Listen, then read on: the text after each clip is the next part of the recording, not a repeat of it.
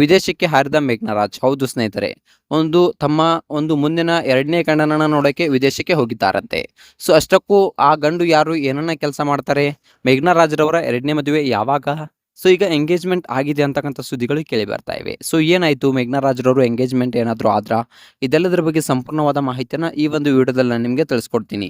ಅದಕ್ಕೂ ಮೊದಲು ನೀವು ನಮ್ಮ ಚಾನಲ್‌ಗೆ ಹೊಸಬರಾಗಿದ್ದರೆ, ನೀವಿನ್ನೂ ನಮ್ಮ ಚಾನಲನ್ನು ಸಬ್ಸ್ಕ್ರೈಬ್ ಮಾಡಿಲ್ಲ ಅಂದರೆ ಈ ಕೂಡಲೇ ಸಬ್ಸ್ಕ್ರೈಬ್ ಮಾಡಿ. ಹಾಗೆ ಪಕ್ಕದಲ್ಲಿರೋ ಬೆಲ್ ಐಕಾನ್ನ ಪ್ರೆಸ್ ಮಾಡೋದ್ರ ಮೂಲಕ ನಮಗೆ ಸಪೋರ್ಟ್ ಮಾಡಿ. ಹಾಗಿದ್ರೆ ತಡ ಯಾಕೆ ಮಾಡೋದು, ಬನ್ನಿ ಸ್ನೇಹಿತರೆ ವಿಡಿಯೋನ ಸ್ಟಾರ್ಟ್ ಮಾಡೋಣ.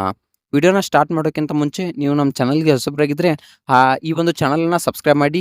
ಹಾಗಿದ್ರೆ ತಡ ಯಾಕೆ ಮಾಡೋದು, ಬನ್ನಿ ಸ್ನೇಹಿತರೆ ವಿಡಿಯೋನ ಸ್ಟಾರ್ಟ್ ಮಾಡೋಣ.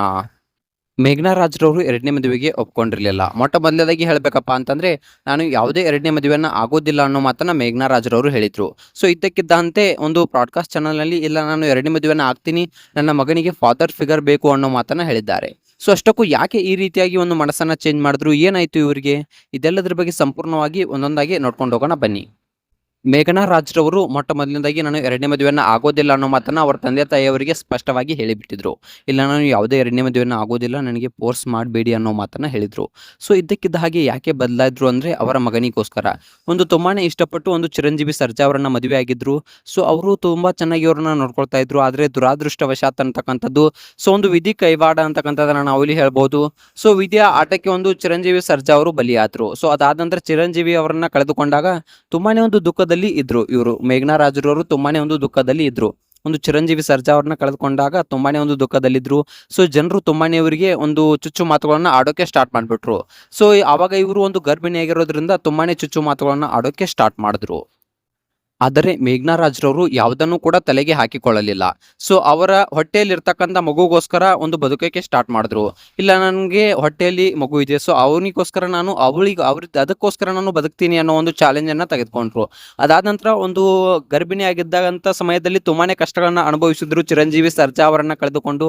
ಅದಾದ ನಂತರ ಗಂಡು ಮಗು ಆದಾಗ ಇವರಿಗೆ ಆಣೆ ಬಲ ಬಂತು ಅಂತಕ್ಕಂಥದ್ದನ್ನ ನಾವು ಇಲ್ಲಿ ಹೇಳ್ಬೋದು. ಯಾಕಪ್ಪ ಅಂತಂದ್ರೆ, ಗಂಡು ಮಗು ಆದ ತಕ್ಷಣ ಅವರಲ್ಲೇ ಇವರು ಚಿರಂಜೀವಿ ಸರ್ಜಾ ಅವರನ್ನ ನೋಡೋಕೆ ಸ್ಟಾರ್ಟ್ ಮಾಡಿದ್ರು. ಚಿರಂಜೀವಿ ಸರ್ಜಾ ಅವರನ್ನ ಆ ಮಗುವಿನಲ್ಲಿ ನೋಡೋಕೆ ಸ್ಟಾರ್ಟ್ ಮಾಡಿದ್ರು. ತುಂಬಾನೇ ಖುಷಿಯಿಂದ ಆ ಮಗುವೇ ನನ್ನ ಸರ್ವಸ್ವ ಅಂತಕ್ಕಂಥ ರೀತಿಯಲ್ಲಿ ಬೆಳೆಸೋಕೆ ಸ್ಟಾರ್ಟ್ ಮಾಡಿದ್ರು. ತುಂಬಾನೇ ಖುಷಿಯಿಂದ ಆ ಮಗುವನ್ನ ಬೆಳೆಸೋಕೆ ಸ್ಟಾರ್ಟ್ ಮಾಡಿದ್ರು ಮೇಘ್ನರಾಜ್‌ರವರು.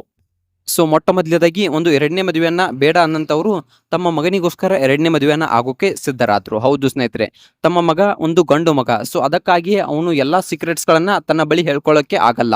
ಯಾಕಪ್ಪ ಅಂತಂದ್ರೆ, ಈಗೇನೋ ಅವನು ಚಿಕ್ಕವನು, ಎಲ್ಲಾ ಸೀಕ್ರೆಟ್ಸ್ ಗಳನ್ನ ಹೇಳ್ಕೊಳ್ಬಹುದು. ಆದರೆ ಮುಂದಿನ ದಿನಮಾನಗಳಲ್ಲಿ ಅವನು ದೊಡ್ಡವನಾದ ತಕ್ಷಣ ಎಲ್ಲ ಸೀಕ್ರೆಟ್ಸ್ಗಳನ್ನು ಹೇಳ್ಕೊಳ್ಳೋಕ್ಕೆ ಆಗೋಲ್ಲ.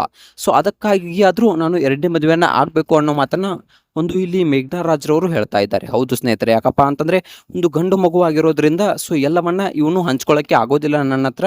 ಸೊ ಅದಕ್ಕಾಗಿ ಆದರೂ ಗಂಡಿನ ಆಸರೆ ನಮ್ಮ ಕುಟುಂಬಕ್ಕೆ ಬೇಕು ಅನ್ನೋ ರೀತಿಯಲ್ಲಿ ಮೇಘ್ನರಾಜ್‌ರವರು ಮಾತನಾಡ್ತಾ ಇದ್ದಾರೆ. ಸೊ ಇನ್ನು ಕೆಲವೊಂದಿಷ್ಟು ಅಭಿಮಾನಿಗಳು, ಇಲ್ಲ ಮೇಘ್ನರಾಜ್‌ರವರು 2ನೇ ಮದುವೆಯನ್ನು ಆಗಬಾರ್ದು ಅನ್ನೋ ಮಾತನ್ನು ಹೇಳ್ತಾ ಇದ್ದಾರೆ. ಇನ್ನೊಂದಿಷ್ಟು ಅಭಿಮಾನಿಗಳು, ಇಲ್ಲ ನೀವು 2ನೇ ಮದುವೆಯನ್ನು ಆಗಿ ನಿಮ್ದಿನ್ನೂ ಚಿಕ್ಕ ವಯಸ್ಸು ಅಂತಕ್ಕಂಥ ಮಾತನ್ನು ಹೇಳ್ತಾ ಇದ್ದಾರೆ. ಸೊ ಮೇಘ್ನರಾಜ್‌ರವರು 2ನೇ ಮದುವೆ ಆಗಬೇಕಾ ಆಗಬಾರ್ದಾ, ಇದ್ರ ಬಗ್ಗೆ ನಿಮ್ಗೆ ಏನಿಸ್ತೆ ಅನ್ನೋದನ್ನ ಕಮೆಂಟ್ ಮಾಡಿ.